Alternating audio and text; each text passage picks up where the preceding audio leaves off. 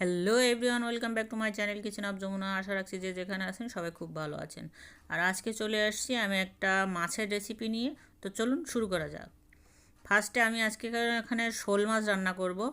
শোল মাছগুলো কিন্তু বেশ বড় বড় সাইজের ছিল। এগুলো লবণ হলুদ মাখিয়ে এপিট ওপিট উল্টে ভালোভাবে ভেজে নিয়েছি। আর এগুলো আজকে রান্না করব আমি মেটে আলু দিয়ে, অর্থাৎ যে আলুগুলো বড় বড় গাছের নিচে হয় আর গাছ বেয়ে বেয়ে লতিয়ে লতিয়ে ওঠে, এই হচ্ছে সেই মেটে আলু। এই মেটে আলুগুলো ভালো করে কেটে আমি ধুয়ে রেখেছি। এখন এগুলো একটু ভাপ দিয়ে নেব। জল গরম করতে দিয়েছি আর এর ভিতর দিয়ে দিচ্ছি মেটে আলুগুলো। অপরদিকে আমি দেখুন একটা যে মাছ ভেজে নেওয়ার কড়ার ভিতর যে তেলগুলো ছিল তার ভিতর আমি জিরা ফোড়ন দিয়ে দিলাম, পেঁয়াজ কুচি দিলাম, পেঁয়াজটা ভেজে নেব।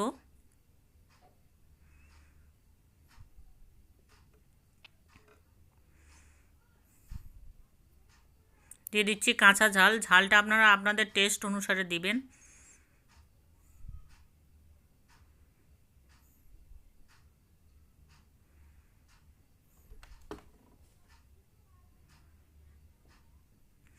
পেঁয়াজ ভেজে নেওয়া হয়ে গেলে ওর ভিতর ভাপিয়ে রাখা সেই আলুগুলো ঢেলে নিলাম। জল ঝরিয়ে আমি আলুগুলো এর ভিতর দিয়ে দিলাম।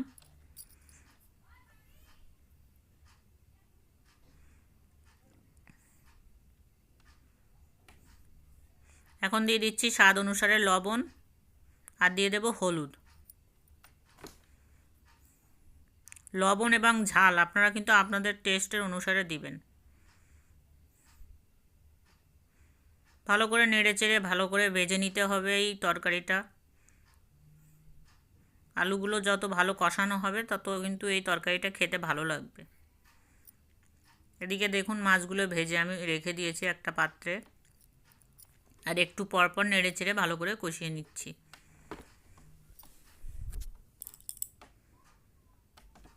কষানো হয়ে গিয়েছে, এখন ঝোল দিচ্ছি। আপনারা যেরকম ঝোল রাখতে পছন্দ করেন সেই অনুসারে জল দিবেন।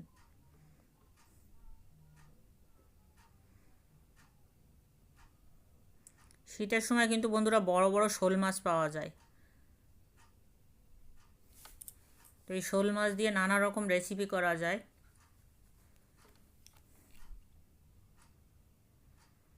ঝোল ফুটে উঠেছে এবং তরকারিও প্রায় সিদ্ধ হয়ে এসেছে। আমি এখন এখানে দিয়ে দিলাম ভাজা জিরার গুঁড়া। জিরার গুঁড়া ভালোভাবে মিশিয়ে দিচ্ছি আর দেখে নিচ্ছি যে আলুগুলো ভালো করে সিদ্ধ হয়েছে কিনা।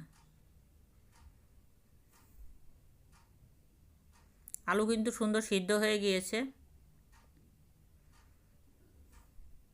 এখন ভেজে রাখা মাছগুলো একটা একটা করে এর ভিতর ডুবিয়ে দেব।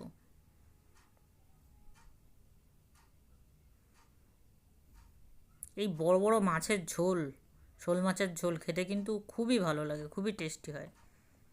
তো দেখতে পাচ্ছেন আমি ভালো করে মাছগুলো দিয়ে ফুটিয়ে নিয়ে নামিয়ে নিয়েছি। যারা এতক্ষণ ধৈর্য ধরে আমার ভিডিওটি দেখলেন বন্ধুরা, তাদের সবাইকে অসংখ্য অসংখ্য ধন্যবাদ। সবাই খুব ভালো থাকবেন।